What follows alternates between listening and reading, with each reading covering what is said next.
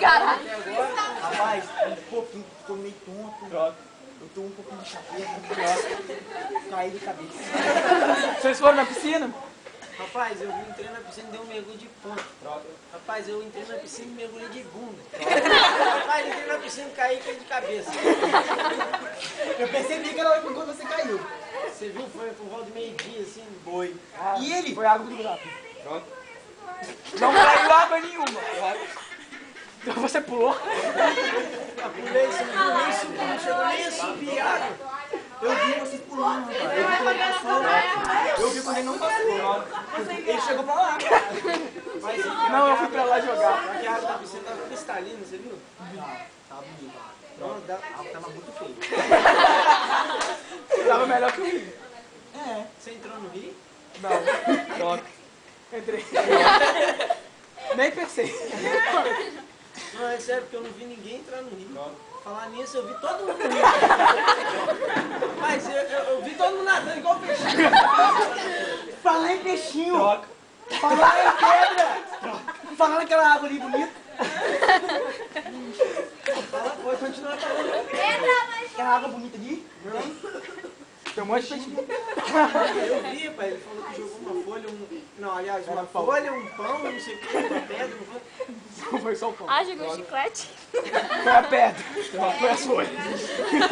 Foi a folha ali. Chiclete, Eu lembro. gente.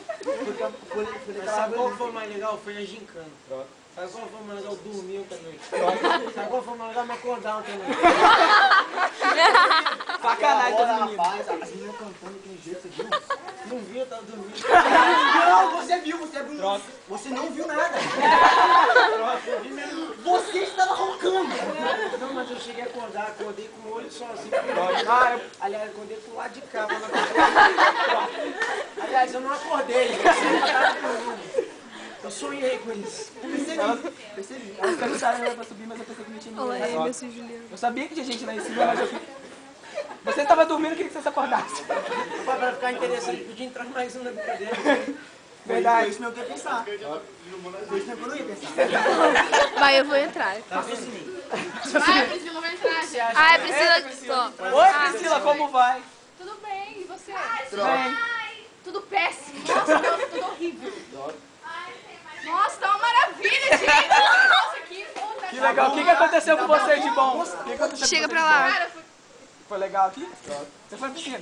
fui. Toda piscina. É tudo a A piscina. piscina tava legal, cara. A piscina tava muito legal. Você viu os Tava peixinhos? quentinha, eu vi os peixinhos. Não é você que entrou. Eu não vi os peixinhos.